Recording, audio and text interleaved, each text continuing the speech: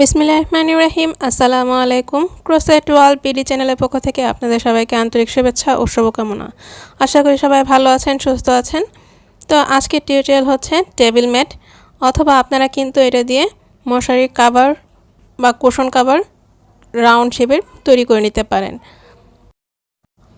অনেকেরই সমস্যা থাকে যে এই রাউন্ড শেপগুলো করতে গেলে অনেক সময় কুচিয়ে যায় অথবা অনেক বেশি বড় হয়ে যায়, মানে কুচি কুচি পড়ে সেটা।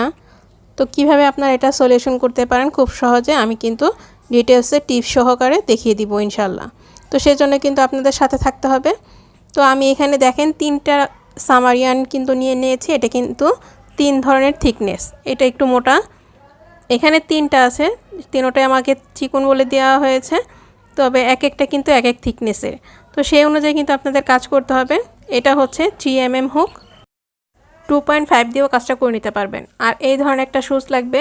দেখেন এই যে এটা কিন্তু মাথাটা কিন্তু চুক্কা না, মানে একটু বুথা টাইপের থাকে, এটা দিয়ে কাজ করতে সুবিধা হবে। আর দেখেন আমি অরেঞ্জ শেপ যেটা করেছি সেটার মধ্যে কিন্তু মিডলে সাদা দিয়েছি, আর যেটা আমি লেমন করেছি সেটার মধ্যে কিন্তু মিডলে আমি সাদাটা অ্যাড করিনি। তো আপনারা কিন্তু দুইটা ভাবেই করে নিতে পারেন, সেজন্য আমি দুইটা ভাবেই কিন্তু দেখিয়ে দিচ্ছি। তো দেখেন এই থিকনেসগুলো আমি দেখিয়ে দিচ্ছি সামারিয়ানের কোনটা কীরকম থিকনেস। দেখেন ইয়েলোটা একটু বেশি মোটা, এই হোয়াইট যেটা সেটা কিন্তু তার থেকে একটু কম, তারপরে গ্রিন আর লেমন যেটা সে দুইটা কিন্তু একেবারে বেশি চিকন। তো আমি এখানে ইয়েলোটা দেখিয়ে দিচ্ছি। আমি এখানে দুইটা ফার্স্ট রোটা দেখিয়ে দিব, তো সেকেন্ড রো কিন্তু সেটার উপরে ডিপেন্ড করে আপনারা কাজটা করে নেবেন। তো এখানে আমি 3টা চেইন করে নিয়েছি। প্রথমে একটা ম্যাজিক সার্কেল করে, তারপরে 3টা চেইনে একটা ডাবল ক্রোশেট, দেন আমি এখানে আরও ডাবল ক্রোশেট করে নেব। মোট আমাদের 14টা ডাবল ক্রোশেট করতে হবে। যদি 3টা চেইনে আমরা একটা ডাবল ক্রোশেট করি তাহলে আরও 13টা ডাবল ক্রোশেট করে নিতে হবে। তো আমি এখানে কিন্তু একটু ফাস্ট দেখিয়ে দিচ্ছি, যেহেতু এটার মধ্যে অনেক টিপস থাকবে। যে আপনারা ফার্স্ট রোটা যদি আপনারা ঠিকমতো করতে পারেন তাহলে কিন্তু আপনার সম্পূর্ণ প্যাটার্নটা ঠিকমতো কাজটা করে নিতে পারবেন। যাদের যে প্রবলেমগুলো থাকে যে কুচিয়ে যাওয়া, সেই প্রবলেমগুলো কিন্তু ফেস করতে হবে না। তো আপনারা এই ফার্স্ট রোটা কিন্তু অবশ্যই ভালো করে দেখে নেবেন। এখানে আমি 14টা ডাবল ক্রোশেট করে নিয়েছি, দেন স্লিপ স্টিচ করে লক করে নিয়েছি। আমি আবার গ্রিন কালার দিয়ে ম্যাজিক নট দিয়ে নিয়েছি। দেন এখানে 3টা চেন করে নিচ্ছি। 3টা চেন করে 3টা চেনে একটা ডাবল ক্রোশেট, দেন এই রিংয়ের মধ্যে আমি ডাবল ক্রোশেট করে নিব। মোট 16টা, 3টা চেনে একটা, আরও 15টা করব, মোট 16টা কিন্তু হয়ে যাবে। তো আমি কিন্তু এবার ডিটেলসে দেখিয়ে দিব যে কিভাবে আপনারা বুঝতে পারবেন যে এখানে আপনাদের কয়টা করে ডাবল ক্রোশেট করে নিতে হবে। এই প্রসেসটা ফলো করে যদি এর থেকে মোটা থিকনেসের সুতা আপনারা অ্যাড করেন, উলের সুতাটা যদি কাজ করেন, সেক্ষেত্রে কিন্তু আপনাদের ডাবল ক্রোশেট বাড়িয়ে অথবা কমিয়ে নিতে হবে। সেই অনুযায়ী কিন্তু আপনারা কাজটা করে নেবেন। তো এর থেকে যদি মোটা সুতা দিয়ে কাজ করেন সেক্ষেত্রে কিন্তু আপনারা 12টা ডাবল ক্রোশেট করে নেবেন ফার্স্ট রোতে। দেখেন এখানে কিন্তু আমি 14টা ডাবল ক্রোশেট করে নিয়েছি। এখানে কিন্তু গ্রিন কালার রাউন্ডটা কিন্তু একটা টুপির মতো হয়ে গেছে। তো এখানে কিন্তু আমাদের এটা ঠিক হবে না, মানে ফ্ল্যাট হবে না, টুপির মতো হয়ে যাবে। তো এই জন্য আমি আরও 2টা ডাবল ক্রোশেট করে বাড়িয়ে নিয়েছি। আপনারা এখানে বাড়াবেন, বেজোড় সংখ্যায় বাড়ানো যাবে না, জোড় সংখ্যায় করে বাড়িয়ে নিতে হবে। যেমন আপনারা 12টা ডাবল ক্রোশেট করতে পারবেন, 14টা করতে পারবেন, 16টা করতে পারবেন, এভাবে করে 2টা করে ডাবল ক্রোশেট বাড়িয়ে নেবেন। আর এটাকে যদি ডাবল করে আপনারা কাজ করেন সেক্ষেত্রে কিন্তু ইয়েলোটার মতো মোটা থিকনেসের হয়ে যাবে। সেক্ষেত্রে আপনি 14টা ডাবল ক্রোশেট করে নিতে পারবেন। দেখেন এখানে আর যদি ইয়েলোটাকে ডাবল করে কাজ করেন সেক্ষেত্রে কিন্তু আপনারা 12টা ডাবল ক্রোশেট করে নিতে পারবেন। এটা কিন্তু ভালো করে খেয়াল রাখবেন যে আপনার সুতা কীরকম চিকন অথবা মোটা সেটার উপরে ডিপেন্ড করে কিন্তু ডাবল ক্রোশেট বাড়িয়ে অথবা কমিয়ে কাজ করতে হবে। আর ফার্স্ট রোটা আমাদের যেভাবে থাকবে, দেখেন আমি গ্রিন কালারটা কিন্তু এই চিকন সুতাটা করে নিয়েছি 1.75 দিয়ে। আপনারা চাইলে কিন্তু 2 mm দিয়েও কাজটা করে নিতে পারেন। আর এখানে আমাদের 16টা ডাবল ক্রোশেট যেহেতু আছে, এখন আমি ফার্স্ট রোটা যেভাবে করেছি সেকেন্ড রো যেভাবে করব, আমি এখানে 14 বার করে কাজটা করব। এখানে আমাদের 16 বার করে কাজ করতে হবে। আর যদি আমাদের ফার্স্ট রোতে ডাবল ক্রোশেট 12টা হয়, সেক্ষেত্রে কিন্তু 12 বার আমরা একটা সার্কেল ঘুরতে 12 বার করে কাজটা করে নিব। তো এই যে আমি দুইটা দুইটা করে ডাবল ক্রোশেট কিন্তু একটা ডাবল ক্রোশেটে করে নিচ্ছি। তাহলে এই ফার্স্ট রোতে আমরা করে নিয়েছিলাম 14টা ডাবল ক্রোশেট, এবার আমরা করে নিব 28টা ডাবল ক্রোশেট, মানে প্রত্যেকটা ডাবল ক্রোশেটে দুইটা দুইটা করে ডাবল ক্রোশেট করে নিচ্ছি। তো আমি একইভাবে কিন্তু সম্পূর্ণটুকু করে এই যে ফিরে আসছি। তো 3 নাম্বার যে চেনটা আছে সেখানে আমি স্লিপ স্টিচ করে লক করে নিব। তো আমাদের সেকেন্ড রো কিন্তু হয়ে গেছে। তো এখন এখান থেকে আবার 3টা চেন করে নিয়েছি, 3টা চেনে একটা ডাবল ক্রোশেট, দেন নেক্সটে যেই ডাবল ক্রোশেট আছে সেটার মধ্যে আমি 2টা ডাবল ক্রোশেট করে নিব। দেখেন আমরা কিন্তু ফার্স্ট রোতে একটা করে ডাবল ক্রোশেট করেছি, মানে 14টা ডাবল ক্রোশেট করেছি।